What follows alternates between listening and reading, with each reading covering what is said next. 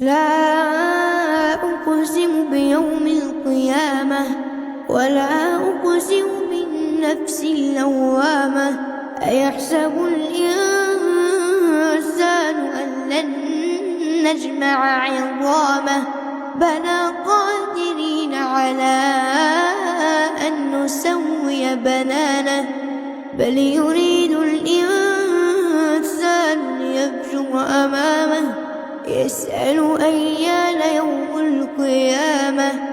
فإذا برق البصر وخسف القمر وجمع الشمس والقمر يقول الإنسان يومئذ أين المفر كلا لا وزر إلى ربك يومئذ المستقر ينبأ الإنسان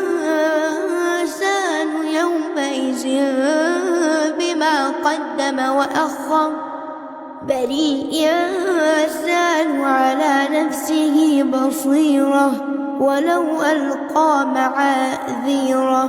لا تحرك به لسانك لتعجل به إن علينا جمعه وقرآنه فإذا قرأناه فاتبع قرآنه ثم إن علينا بيانه. كلا بل تحبون العاجلة وتذرون الآخرة وجوه يومئذ ناظرة إلى ربها ناظرة ووجوه يومئذ باسرة تظن أن يفعل بها فاقرة. كلا إذا بلغت التراقي وقيل من راق وظن أنه الفراق والتفت الساق بالساق إلى ربك يومئذ المساق.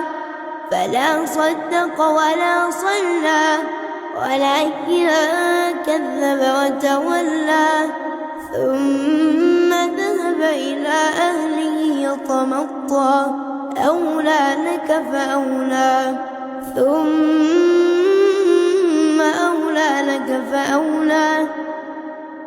أيحسب الإنسان أن يترك سدى ألم يكن نطفة من مني يمنى ثم كان علقة فخلق فسوى فجعل منه الزوجين الذكر والأنثى أليس ذلك بقادر على أن يحيي الموتى صدق الله العظيم.